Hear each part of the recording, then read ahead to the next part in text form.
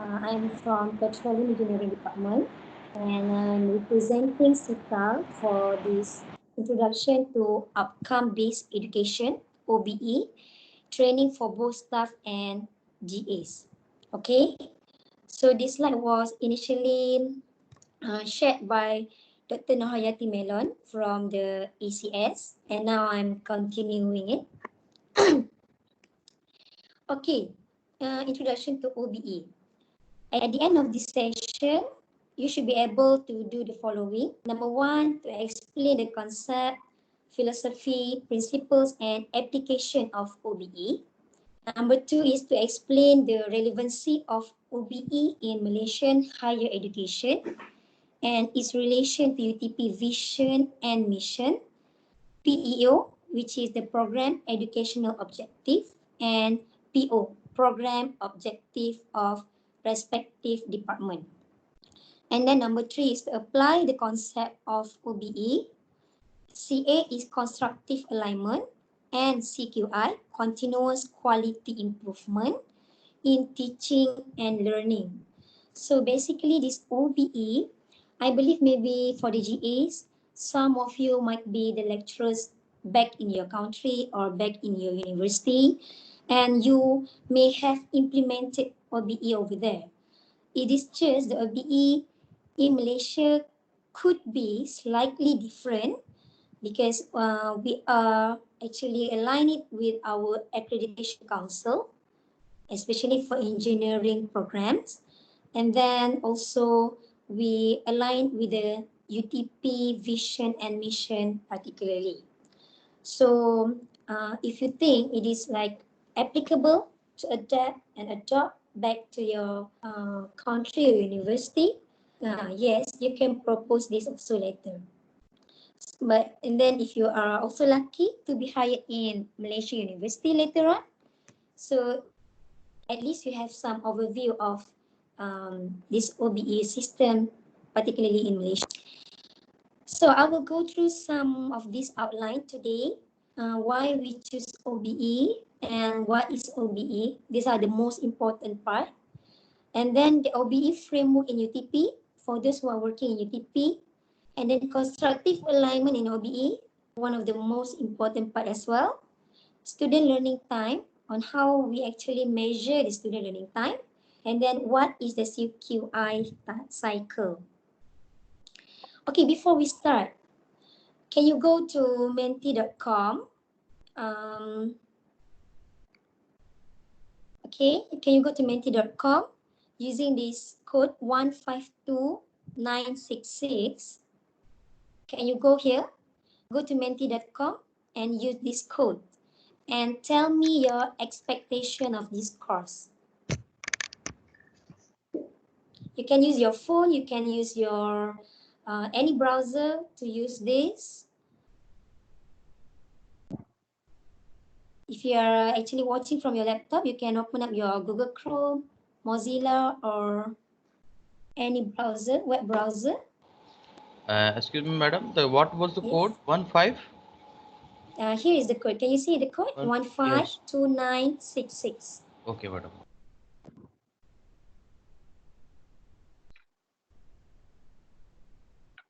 I would like to know what is your expectation in this course. Perhaps you have experienced OBE before and you have some expectation that you want to know more, or maybe you have attended or you have heard about it, and what do you want to know? I would like to see it so that maybe I can highlight the thing that I didn't intend to highlight, or maybe I can emphasize more. Okay. Okay, latest trends in OBE. All right, thank you. To know what is exactly OBE. Number two, what is international acceptability? Okay, great. Does it favor UTP PGs in high-ranking international universities? All right, good.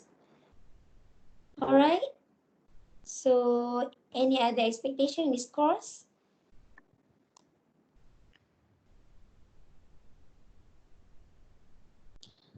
As per my previous experience, I can enhance my skill set and make correlate the things that I had previously. To know how to apply OBE, okay? To understand how to do OBE, okay, use OBE result in improvement to the next teaching and learning. That's fantastic. What is meant by OBE and its application in our courses? Yes, that's good. How OBE help us in research? Wow, that's good. Okay. I don't have any experience of teaching and don't know anything about OBE, so my expectation is to know about it and learn how can I apply. Okay. To learn skill to provide the practical knowledge. This course is about the assessment of students. Yes, it is. And I iterate the methods for better learning of students. Yes, that's good. SLT calculation for online class. Okay. All right. We have 13 out of 18 responded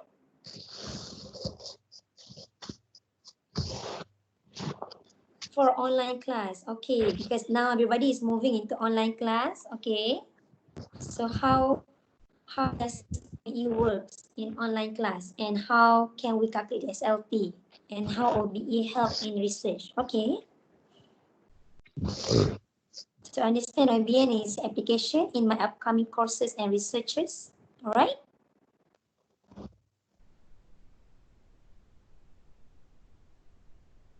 I think, all right, this is good expectation. I believe probably I would cover it all. I've not come across OBE before, but I hope to learn as much as I can and in order to go through this smoothly and how it will help me throughout. Okay. All right. Thank you very much for your feedback. How to develop revised COPO? Oh, that's good. Okay. Very good question. Very good expectation. I think we have more for coming. Okay, I'll go back to the presentation. So we have like 18 expectation, which is most of it you would like to know about OBE. And then you would like to know the pandemic, everybody's going online, all the meeting, even the research now. We try to make it virtually. And then another one is how this OBE is actually helping us in also doing research. Okay, all right, let's move further. Before we start off all of those OBE definition and everything. So, by the way, do you aware of these headlines? We have this headline in many news, in many reports from the government agencies, industries, as well as uh, job hire. Graduates fail to secure jobs due to poor command in English. Okay, this is from Nation. And then education system not producing thinking graduates, says experts. So they say that our graduates, regardless from any university, they put in general, they are not a thinker. Jobless graduates lack critical skill. So yeah, finding jobs are very challenging now, especially during this pandemic. Many got laid off or even got half paid. So what can you do better, all right, to make you outshine there among the thousand or million graduates out there? Lack of self-initiative, soft skills lead to unemployed fresh graduate. So I believe we have seen these headlines like for quite some time. And then making jobless grads employable. Okay, how do we make jobless grads employable? Even though we know that in UTP, the employment rate for graduates from UTP, we are talking about the undergraduate, is 90% within 6 months after they finish their final year. So even it is a good number as compared to perhaps other university or other courses, but still we still have that 10%. So how do we actually making the jobless one still employable? So based on this World Economic Forum, they produce reports like annual report. So back in 2015, everybody was saying that for graduates with having problem solving, skill, coordinating, people management, quality control, listener, creativity is the most higher graduates. But they say that in 2020, even though the complex solving, problem solving is still number one, now the critical thinking have moved to number two. Creativity which was placed at number 10 in 2015, now has moved to number 3 in 2020.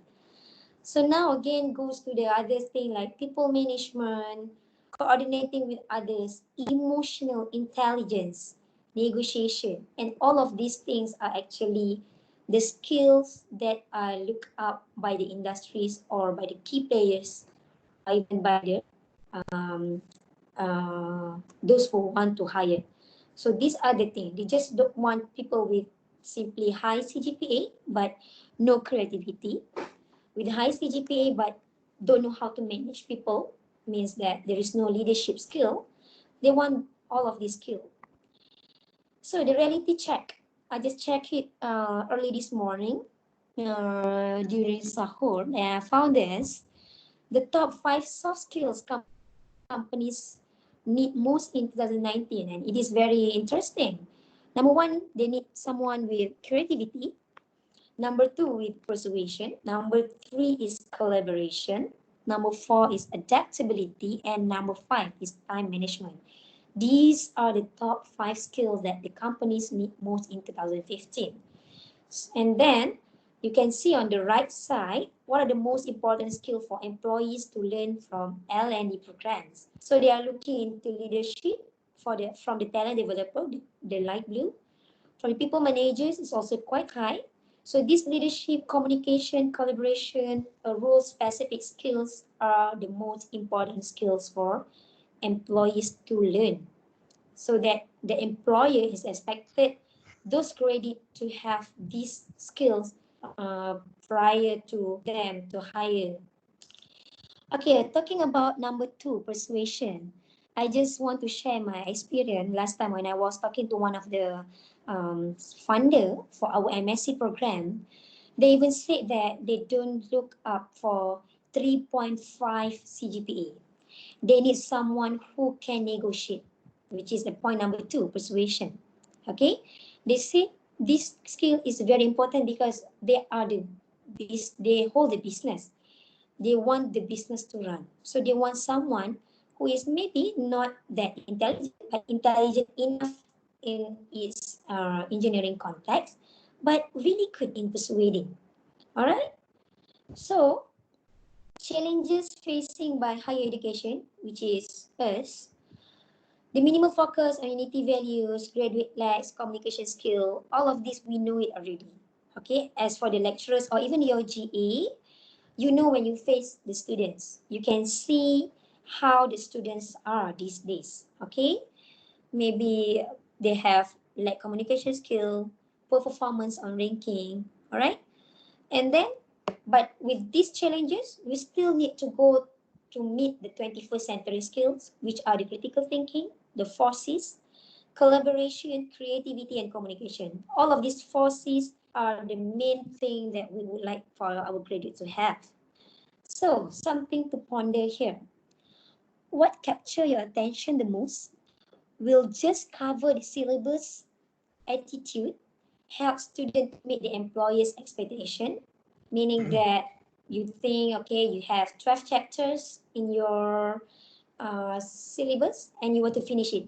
Then is it sufficient? So will 21st, will 12th century teaching able to deliver 21st century skills required in the graduate? So do you think the way that we were taught last time, I believe all of us are almost in the same era when we were first undergraduate, will that teaching method will able us to deliver the 21st century skill required by the graduates to make them employable? Okay. So how do we improve the marketability and the survival of our graduates? And what can we do at IHL? So I would like you to share in the Teams. Can you share with me with the Teams chat here? Okay. what do you think that we can do in order for us to get the survival, to make the our students survive or employable, marketable? So, do you want to share here your thoughts? Can you see the chat platform, everybody? Do you mind to share your thoughts here? What do you think that we can do to make the employability percentage increase? Is anyone see the chat?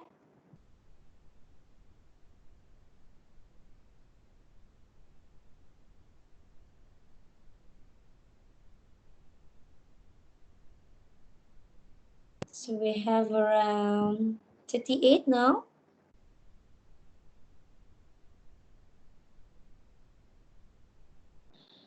Provide them complex engineering problems. Okay. And Gulam, okay, thank you for that. But the question is how? In my opinion, focus should be more on their skills than grades.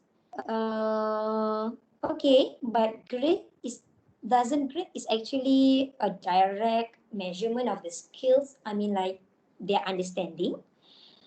Professor Warren, thank you. Integrate more industry-based trainings in curriculum. Exactly.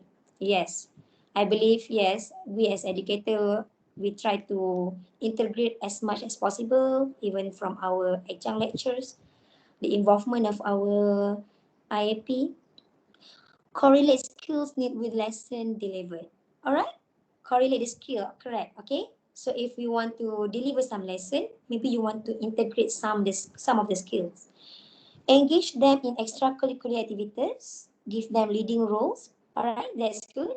That's why we have, if you see, our graduate also have the chance to participate as a leader in any club, societies, or even sports. Internship can be one of the sources. Yes, that's right. And for information, actually UTP was given the award of having the longest internship opportunity for our students as compared to other universities. Even I believe it is longer than other universities in the world. Because when we had the international external examiners, they were also shocked because back in US or some European countries, they don't really some of them don't really emphasize on the internship. They might go to the internship in bakery as long as they have some job experience. All right. Perhaps provide courses to help students gain more skill that will aid them to understand better. Okay. Yes, those are the things.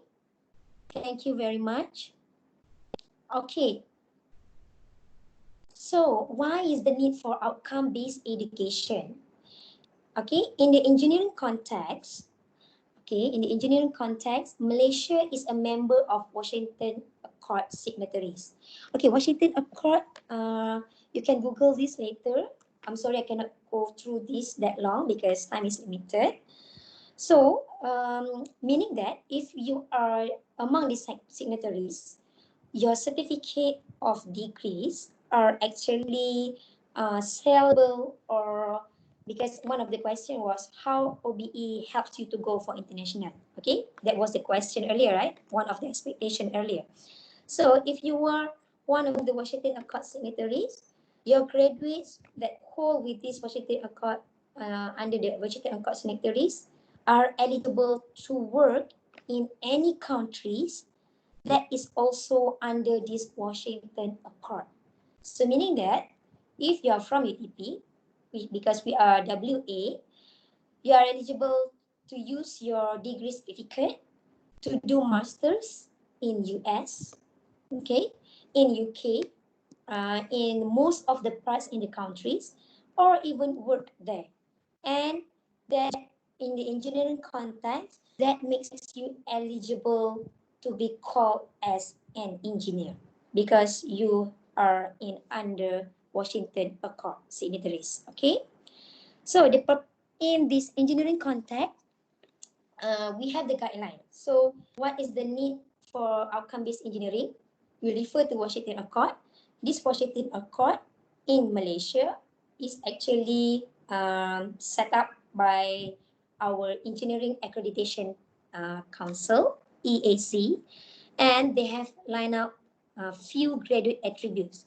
These graduate attributes are the thing that we are focusing on when we deliver the courses to our students.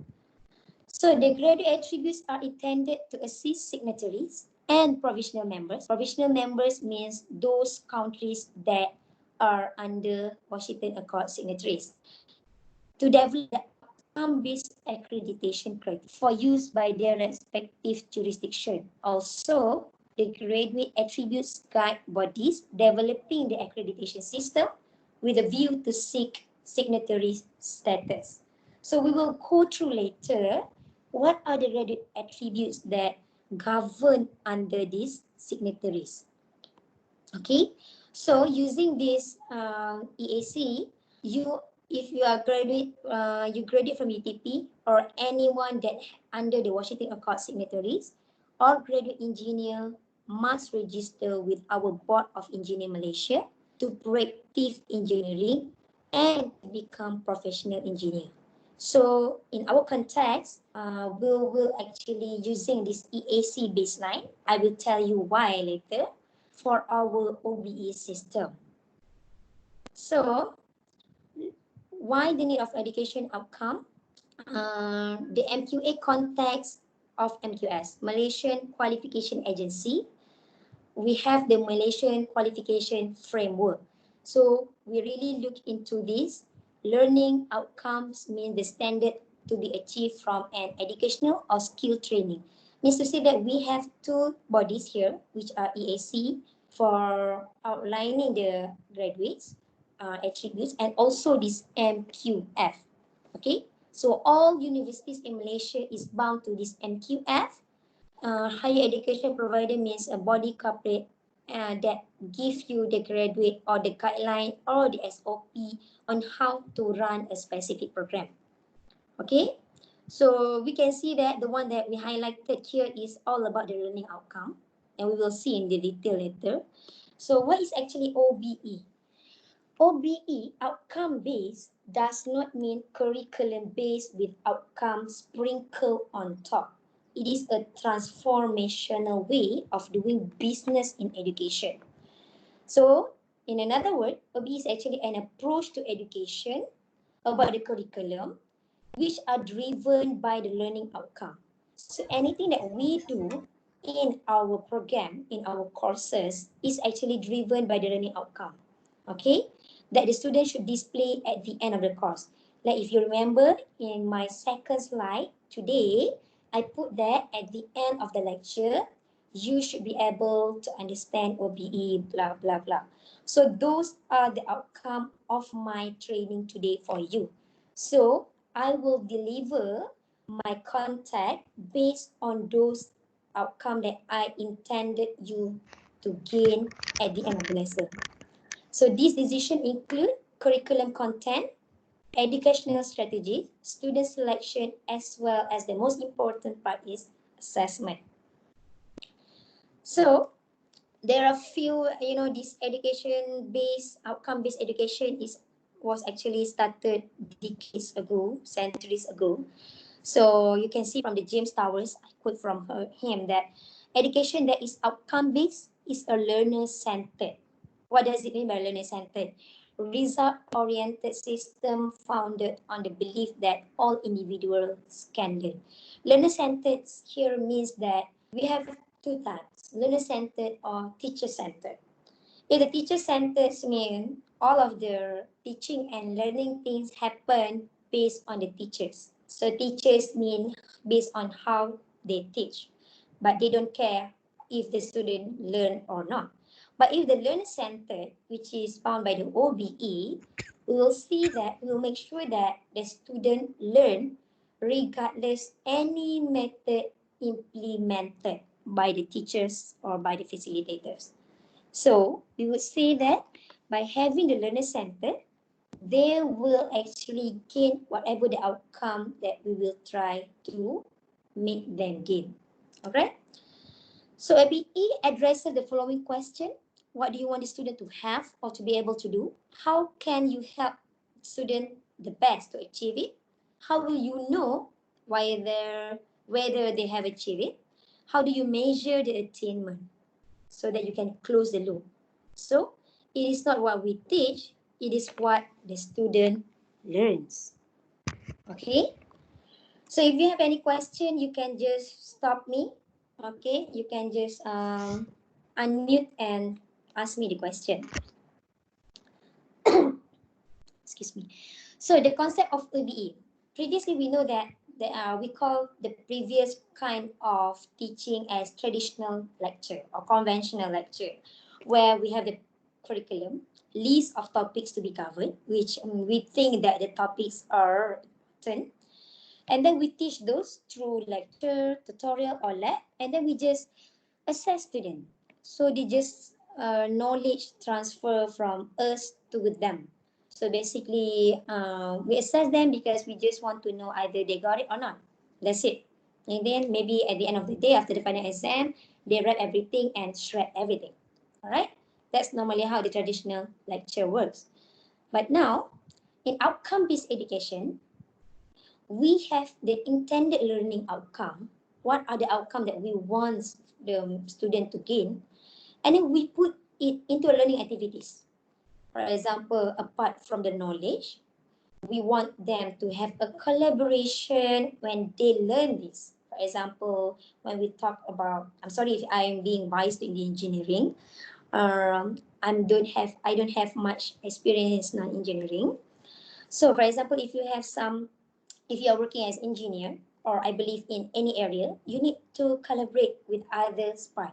Even we are as a petroleum engineer, we're always working hard with the geoscientists. We need the data from them.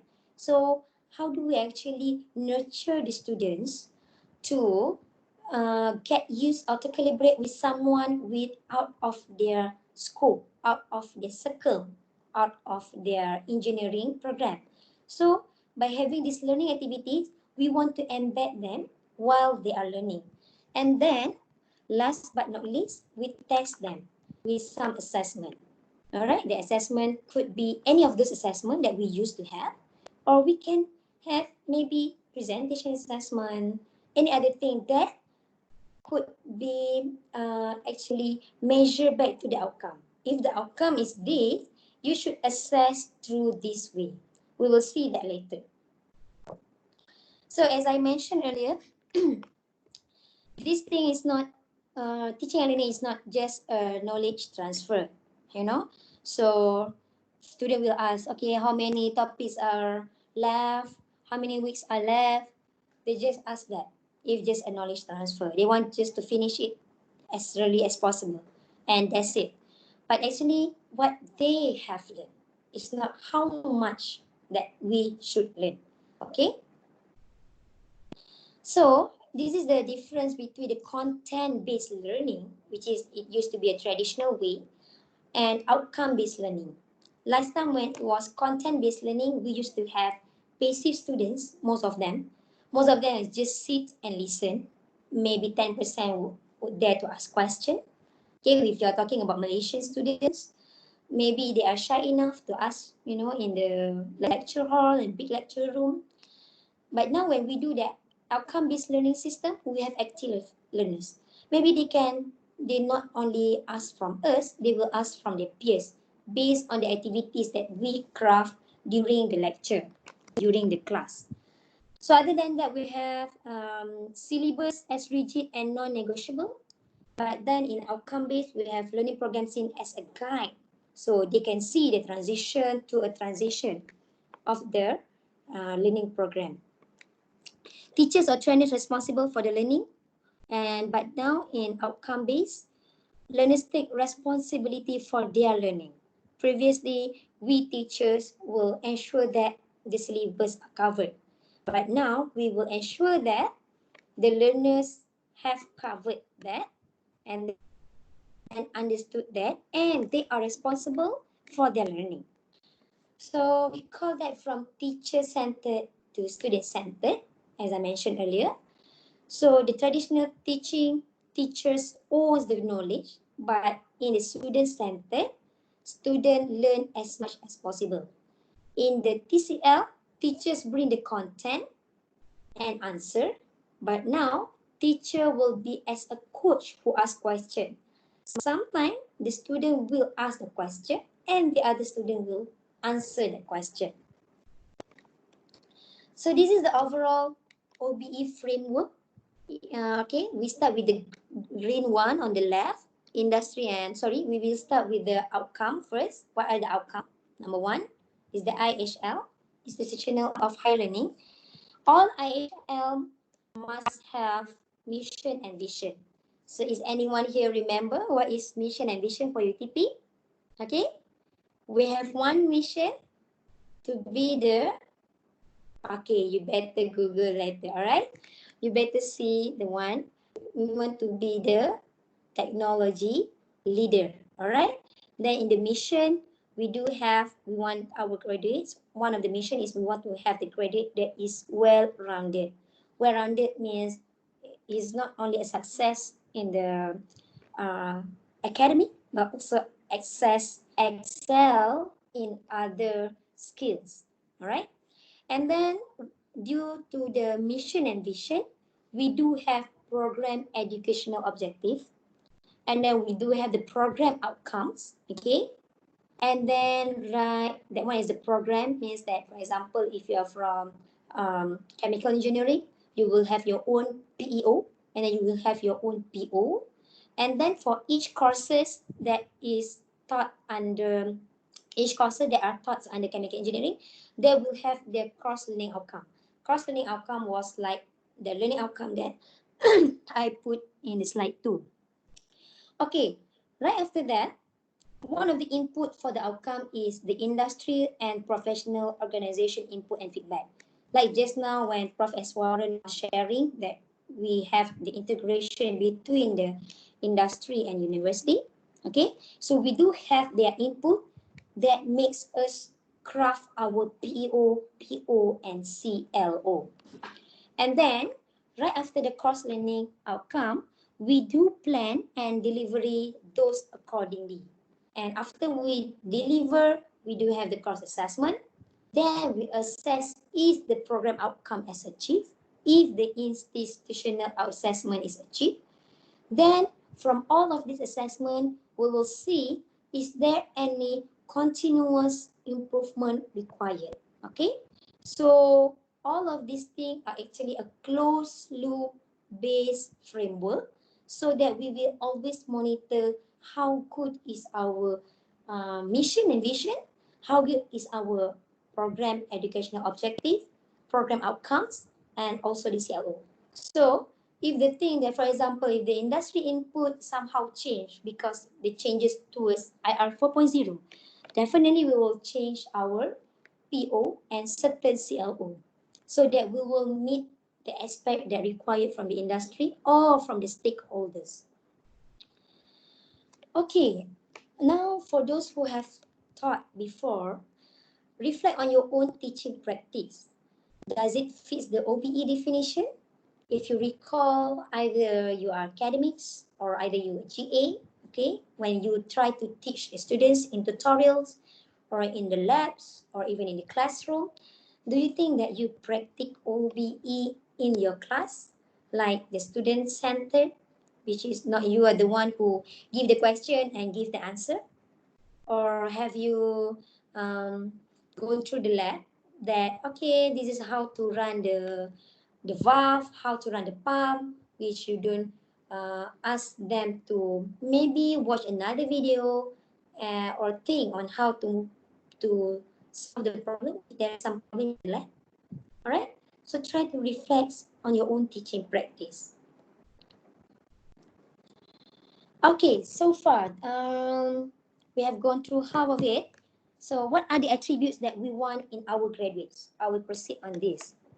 Okay, so as I told you, we are bound to two framework, which are from the one are from MQA and another one is from the EAC. So MQA, they have around 8 domains for us to cater. The knowledge is one of it, which is the main thing, the technical thing. Other than that is practical, values, social skill, communication, leadership, problem solving, information, lifelong learning skill, and managerial.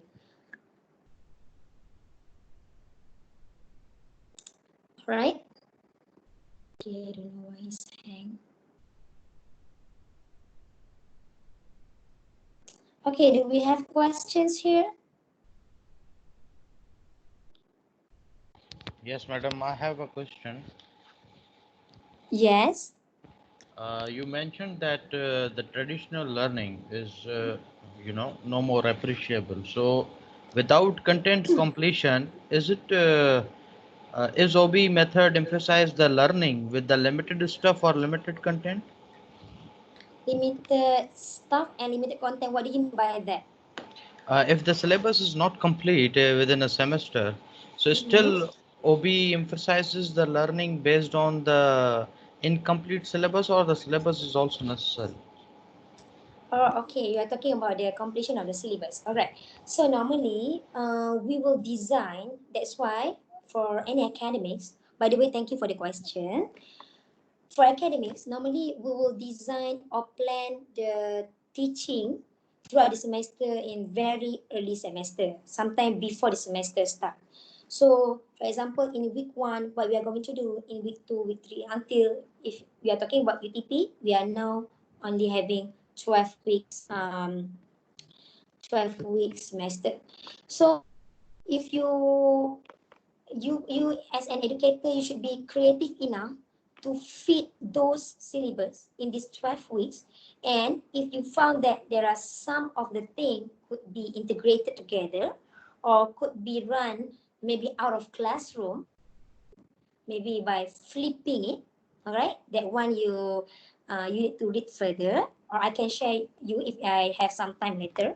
So those things, there is no reason for you not to cover the intended syllabus, because what matters to you is the student get everything. And student get, for example, one of the domains here is the knowledge. So you must make sure that students get the knowledge that they should get. And apart from those knowledge, they should be able to get other domains as well. So your course learning outcome is actually helps you to design your teaching plan, to design the activities required for you in order for you to finish the syllabus, as well as for you to design the activities so that the student will also gain some other aspects in throughout your course. Okay, I hope that I answer you.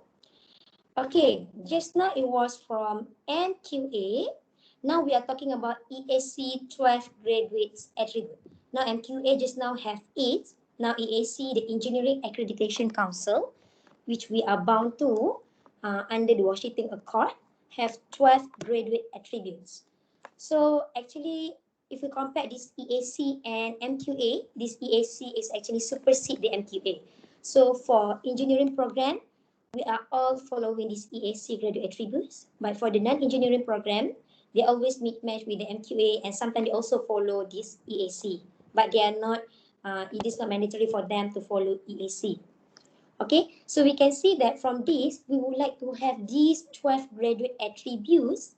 See, we also cover the environmental sustainability, communication, ingenious and society, lifelong learning, individual and teamwork, problem analysis. So all of these actually, those are the things that we mentioned earlier during the headlines: lack of the communication, lack of individual teamwork that makes the graduate jobless. So these attributes are actually our outcome or our intended outcome for the student to achieve, all right, in during their 4 years or 5 years studies. So we should be able to plan our um, teaching according to those outcome, which is according to these 12 attributes, so that we know the student would achieve some of this from some of the uh, learning outcomes.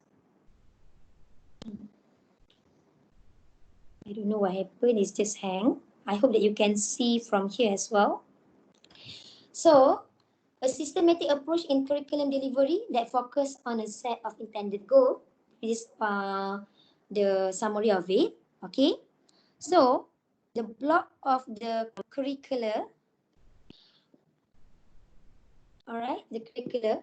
So as I mentioned earlier, we have the mission and vision on the top, and based on the vision and mission, we have the program educational objective. This one is measured 3 to 5 years after graduation. All right. And then right after that, we have the PO at the time of graduation. So we have actually 12 POs because we have mimicked the 12 graduate attributes in EAC just now. That's why we have the 12 POs. And then based on these POs, we design the curriculum, the course outline, course objective. Okay, at the end of the semester, students should be able to have this course learning outcome. All right, so you can see the blockchain of it. Okay, so this PEO just now, this is the same thing, international institutional mission or the stakeholders need.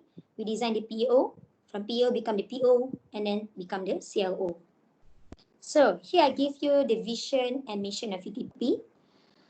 All right, I think you have seen this like everywhere in UTP.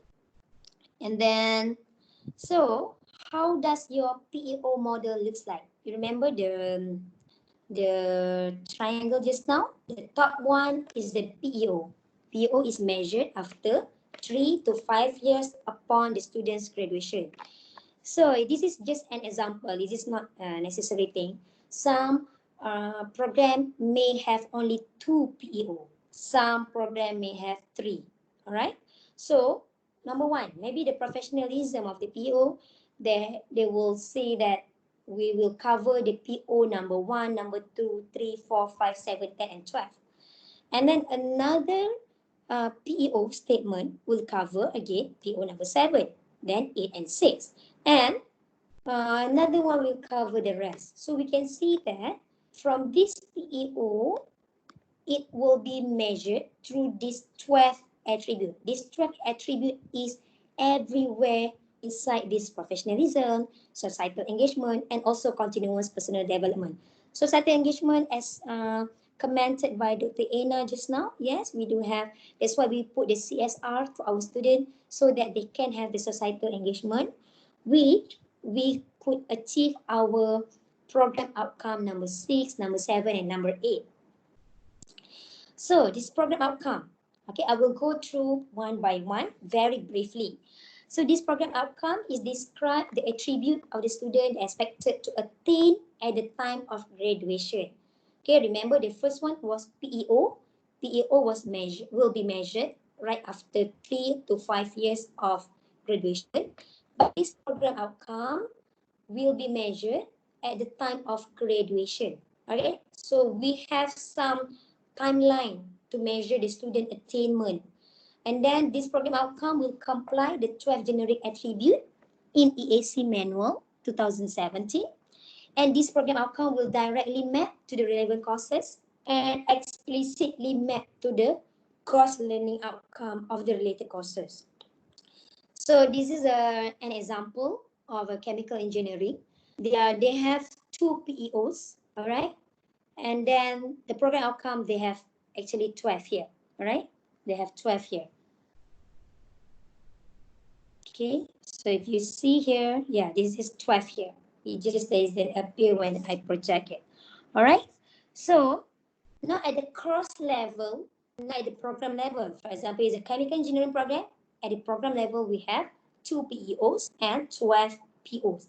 Now at the course level means what are the courses you have in that particular program. For example, in mechanical engineering, you may have thermodynamics. Okay, thermodynamics is one of your courses in mechanical engineering. So at the course level, you will have the course learning outcome. What are the course learning outcome? The statement are course specific and relate to the course. The course outcome are linked to some specific PO and this serve as a direct evidence to the achievement, and then is a direct evidence for the assessment. So the assessment that we will measure the course outcome will also measure the program, the PO's program objective. Okay. three components of the outcome. It must have the action verb. You must describe what the learner will be doing. For example, just now, my early course learning outcome for you to describe, my verb was to describe OBE or to understand OBE. Okay. Number two is the condition. Context under the behavior is to occur. Number three is the standard. What are the criteria that acceptable of the level of performance? Right? Okay. So this is how it works actually. When you have the cross learning outcome, the first rectangle up there, the cross learning outcome. So you have the program outcome, cross learning outcome, and then based on this cross learning outcome, you will plan the way you want to instruct, the way you want to teach. Either, okay, this is the thing, all right, the way you want to disrupt, this is the thing, okay, you want to see, either you are going to use the technology, you should make it as student centered, either you want to go through lectures, you can still do the normal lectures, all right, or through labs or any other experience like the field trip, anything, all right, that you think that this one, these activities will always achieve whatever you have put here. And then how do you know the student have achieved it? So from the assessment. So from the assessment, you can put test, assignment, classroom assessment techniques, and other thing. So if the assessment, for example, you have set the assessment to be passed at this thing, so you actually know that the student has achieved this thing. All right. So this is what we call as constructive alignment. How this constructive alignment looks like in OBE program. So, for example, your course in civil engineering, okay? You would like your course, maybe you are talking about soil. You want your student to identify and differentiate the different types of soil and their properties. So, this outcome is actually met to PO number 1 and PO number 2, which are about knowledge, which are about mathematics and knowledge transfer.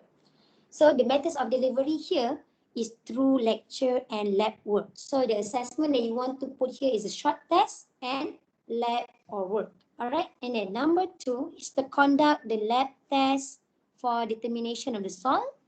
And then this course learning outcome is actually mapped to 3 POs. And then you want to demonstrate it through the lab's work. And then number 3 is stop the calculation, blah, blah, blah, through this one. So meaning that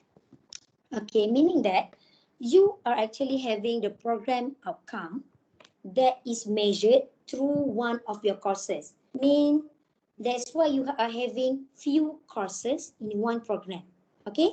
So for example, PO number 8 is actually measuring the ethics. So how you are actually want to instill a good ethics among your students. So you cannot instill that using this objective or using this objective or using this objective. So you cannot instill that using any of these. Maybe this ethics you will measure, all right, you will measure using another course, another subject, all right. So consider the following mapping examples. We can see that this is one of the example. I've taken this from EAC, Engineering Accreditation Council training. So this is the best example that they give. For example, if you have PO number 1, you should only map to CO number 1. All right? Because of what? Because you can easily measure the attainment through this assessment. See? Different CO, different PO, different assessment. So all of these are in one cluster. And all of these number CO number 2, assessment number 2, they are addressing PO number 2. All right. So this is the best example. Is the CO and PO aligned to the assessment? The answer is yes. This is a clear example of direct alignment.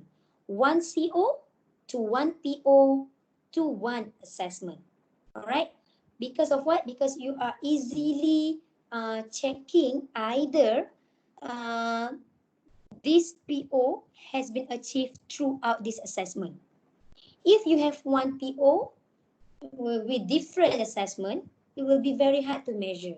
Okay, I will show you another example. So this another example is the COPO constructively assessed. Okay, from here you can see that this one assessment is actually mapping this PO and this PO.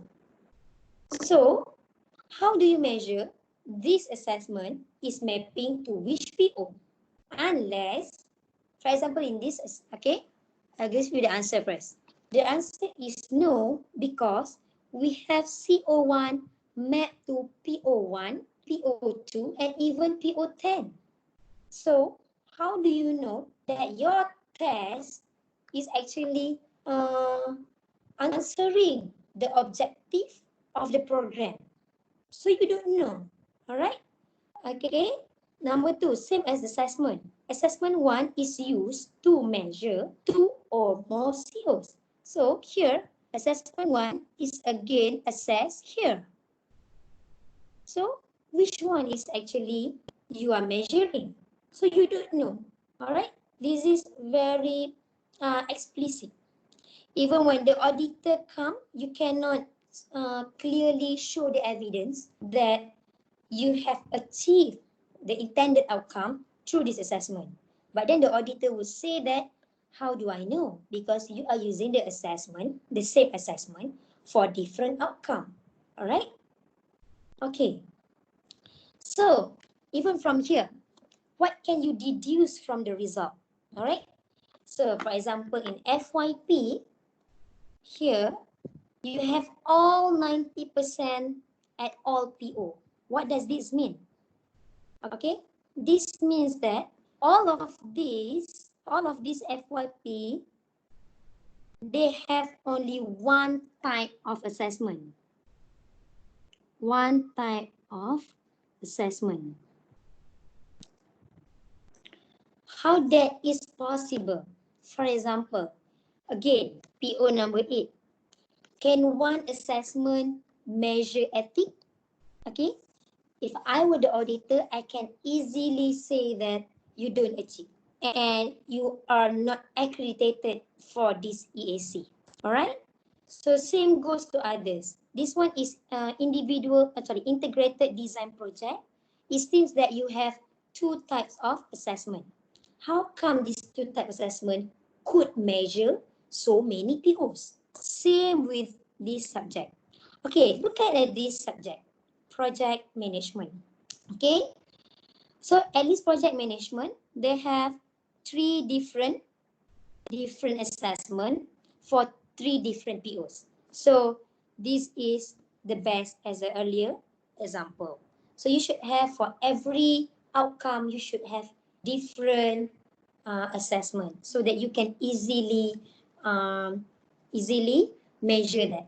Otherwise, you can have the same assessment. For example, in your test, okay, your test one, you have 1A, B, and then question number 2, you have question 2A, B.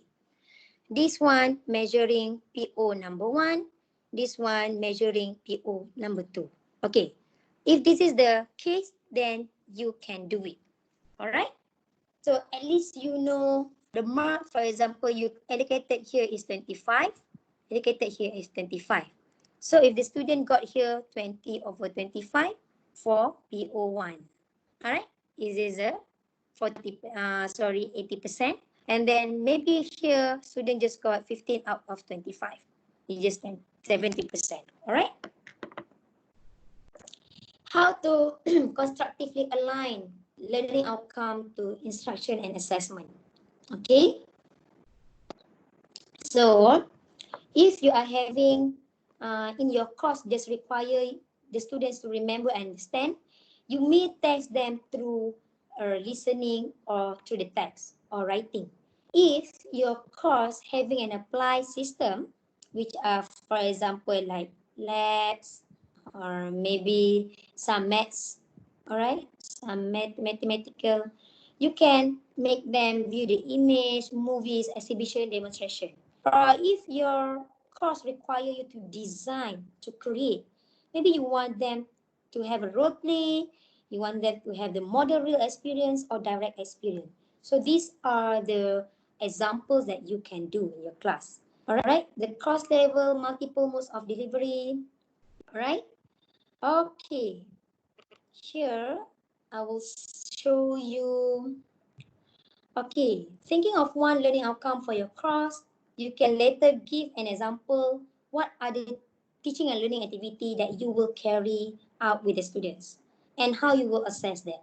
Maybe you know what is the intended outcome for that particular course, and you can think what are the TNL activity that you can do. All right.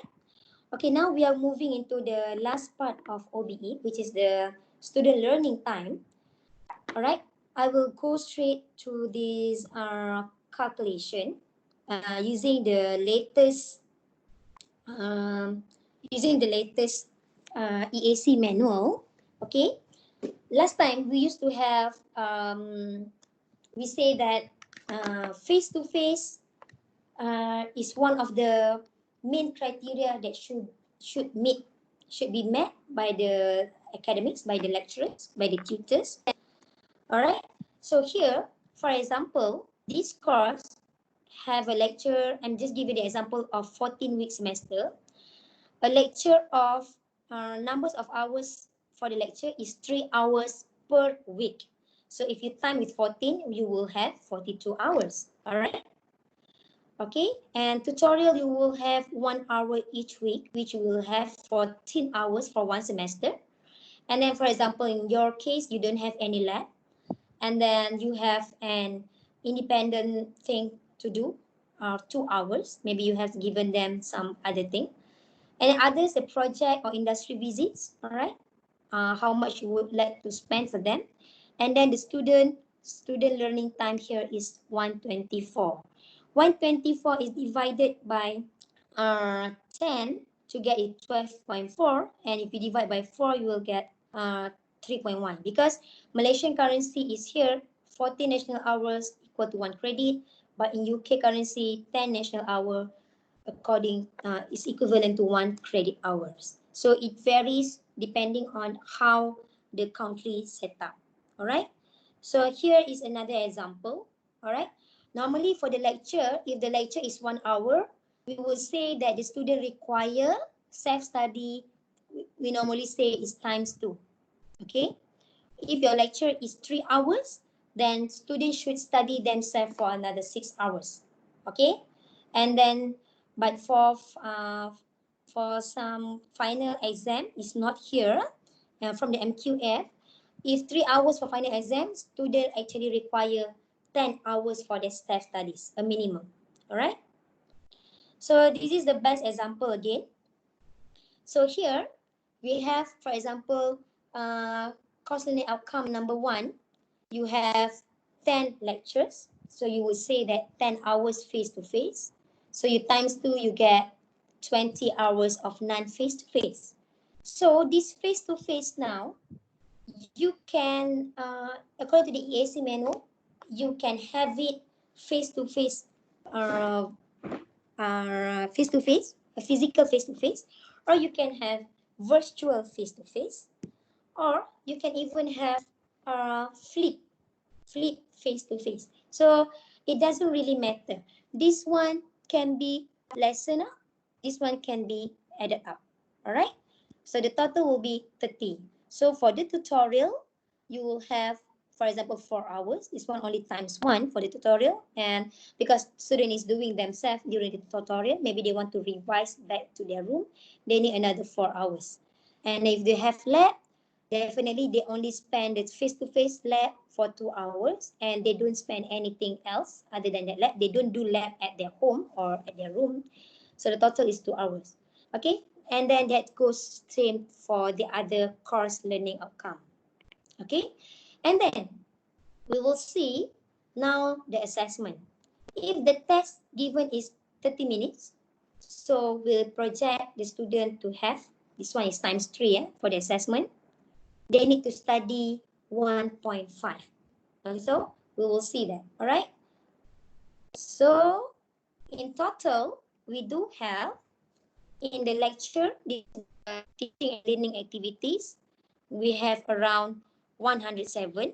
And then for the assessment, we have 25. So the total of these two is 132. So 132 of hours spent for this particular course, we divided with 40 because of the 40 national hours given by the Malaysian standard.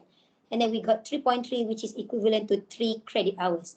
This is how you design the credit hours for your course.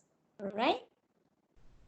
So, what are the challenges that you anticipated in implementing OBE for your course? So, can I have you going to this menti.com? All right. Can you share with me the challenges that in implementing OBE? Do you mind to share? Because we've gone through, maybe it's very fast. Normally we do this in the classroom and we have it hands-on. I will help you to write the hands-on, but now it's like a virtual one online. So I'm sorry I cannot do that. But okay, you can share with me what are the challenges that you would anticipate in implementing this OBE. Please go to menti.com and put the code of 152966. Or if you have any question, you can also tell me now. You can unmute and ask me any question before we end in 5 minutes time, because we have another workshop after this.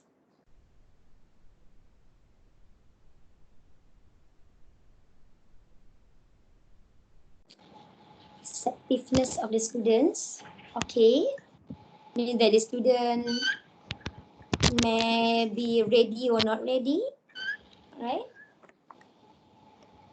Okay, any others?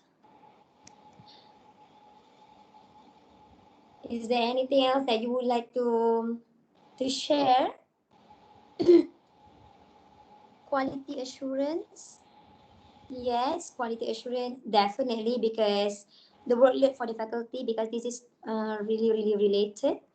Okay, workload of the faculty, obviously it will increase because you need some time for you to prepare. For example, you want to engage your students, right? Especially during this online thing. So for those who asked about the online thing in the early time just now, you can actually try to plan your teaching like this. For example, in every topic, you can break down and ask the students some question.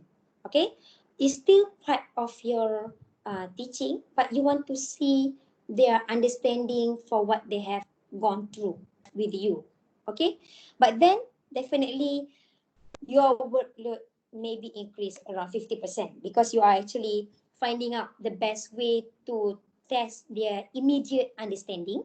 Like this, you need to prepare the Mentimeter earlier, but it's not that hard. Trust me. Once you are familiar with it, definitely you can do very well, and the student will enjoy it. Because I know online training or online classes could be very boring, but then yes, you can make it fun by having a poll or a question like this, a survey. All right. Dance curriculum. Yes, it is dance curriculum because we would like to the student to actually pregnant with the knowledge that we give them. It is not they throw it out right after the final exam. Okay. Oh, challenges in implementing OBE, definitely a large class. Correct. There is no doubt. Okay, what you can do in a large class is normally you can break down them into group. But then again, if you break down them again, I understand you will need more time for you to conduct it twice or thrice. Okay, but believe me, the student will appreciate it and you would love to hear their praise to you. their appreciation to you. All right. Certain PO or PO assessment, no motivation. I would like to know why there is no motivation. Excuse me, ma'am. Yes. Sorry to interrupt. Actually, I just want to comment on the SLT, no, the STL. Mm-hmm. Uh, SLT. Yeah. SLT, yes, student Okay. learning time. So it what Okay. usually is the culture over here in Malaysia? Sorry, it is calculated and provided to teachers, or we have to individually calculate it and propose it. Okay. Thank you for the question. It is actually normally it is given to the teachers, but the teachers should know. Why the teacher should know? I will go back there. Why the teacher should know where this, for example, 3 credit hours come from? Huh? The teacher should know this. Where the 3 credit hours comes from. All right. These 3 credit hours come from this and this, right? So this and this come from all of this, all right? All of this, all Can, right? can, can, So, can you explain, madam, the if the face-to-face number 10 is under is okay, I'm getting the 10 no, thing, but what okay, about yeah. the non-face-to-face and how it becomes total of 30 now? Okay, there are actually some calculation guideline given by our Malaysian qualification agency. So for the lectures, okay, face to face mean the the time taken for us to teach the student face to face, regardless is it physical face to face or virtual face to face, or even you give them some materials, all right, for them to study. For example, you give them papers to read, YouTube videos to watch, and anything. Okay, for the non face to face, for the lecture, it is normally the formula is 2 times 2. Times 2 means this non face to face mean the time spent by the student outside the class. Means if you don't give anything, they still go back and do some revision. So the MQA giving it to us for lecture, it must times 2. For tutorial, it must times 1. For lab, there is no individual study. Non face-to-face means that individual studies. Okay, outside the time given by us. And for the assessment, it is normally times 3. Okay, for the assessment, normally times 3. See, final exam. So all are these of time 3. Okay, I hope you got it. So that for these credit hours, if you know where it comes from, you should be able to plan your lecture, your tutorial, your assignment accordingly. Okay, so that you know, okay, this test only require 30 minutes. Okay, so that the face to they will study around 1.5. But this test may be require uh, 3 hours. All right, for example, final exam require them to do for 2 hours. That's why there is no final exam, perhaps done maybe at 1 hour. Okay, so this calculation, the student learning time, is actually a guide for you to see or to plan the time that should be taken for the teaching and learning, and also for the assessment. Okay, I hope Okay. you got it. Yes, I got it. And what about the column one assessment? If I have a course, I have. Can you please be at that site? The So time, this one. the last one, the sheet. Yes. If you Okay. see this column of assessment, we have Mm-hmm. three CLOs for one course. No. Correct. So if I'm not if someone is not conducting test one, test two, and test three, and he is just taking the test one only in whole semester, and Okay. compiling three different questions like question one A, question one B, question one C, let's suppose, Okay. and All right. assessing the things like that, is it feasible? Uh, it is feasible but not encourageable. Okay, because you should be able, as I mentioned earlier, all CLO must have different assessment. That will be a good planning. a good system for you to get the accreditation. If you lump everything in one assessment, it will be hard to measure, as I mentioned, and the auditor will see that it's not only for the auditor, but even for you to test the student, it is very difficult for you because you don't really know what the student has lost. For example, you have reached CLO number 3, which is already at week number 10. So you are doing the test at week number 10. So you don't know if the student has left out even when she or he was at week number 3.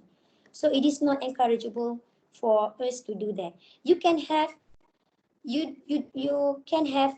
other types of assessment. For example, if you wish to have one test, which is test number 1 only at the week of number 10, you can have other assessment. For example, you can ask them to present so that you can check their presentation skill or communication skill.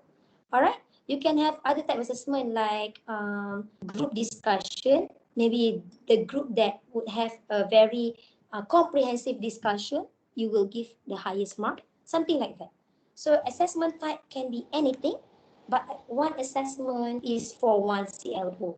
That is the best. All right. Okay, and the last question is that what usually the teacher is assigned with workload now. Mostly they are Yes. assigned with 2 courses or more than that. It depends. It really depends. Sometimes they are assigned with 2 or even 3. Sometimes they are assigned with 1 undergraduate or 1 master level. So it totally depends. If the lecturer maybe hold some position somewhere like in the research institute or any other academic related thing, maybe they will not assign at all. Maybe they will only assign half of it, pair with some other lecturers. So it's really depending on the load of every individual lectures, where the head of the department should be well aware of. Okay. Okay, thank you, madam. All right. Thank you. So I think we have exceed the time. Is there any last question by the floor today? Okay, I believe there are no more. So Cik Reza, can you? There is one request, madam. If you Okay, sure. as being GS, we are attending this particular training, and it's most impressive and trending thing nowadays. So, is it feasible that you may assess with a feedback and provide us a certificate for this training? Uh, Cik Reza, can you answer that? I think that should be answered by the GS, representative from right? CGS. Yeah. Yes, can I have Encik Akil? Hello, Encik Akil. I'm not sure. He's supposed to be here. Yeah. He's not. No, he's no longer here. Just now he's there. Okay, but Okay. you have to ask CGS rather than CITAL on the certification. Okay. Oh, okay, okay, no problem, no problem. All right. With that, Sorry, Dzeti. Just yeah. to, I think Reza, you forward the GAs that is attending this course forward to CGS and then get them to work on the certification so that we can Yeah. recognize their attendance. Good job, Dzeti. Okay. Thank you, Dr. Melaka Siti. Thank you, Professor Warren. Thank you, everybody, for attending. We will move on to the next one. Shereza, how do we end with the GA? I think GA is only for this OBE, right? Hello. I request that all GAs leave the room because there will be another training. I mean, if you don't leave the room, I will actually kick you out, lah. Basically, I can do that Okay, okay, thank because you I'm so the much. organizer and Okay. I can Thank you, do that. everybody. Thank you, Dr. Raihan. Thank you, Irwan, Thank could Irwan. you you. please stop the recording and do and restart the recording for the next session? One. Hello, one.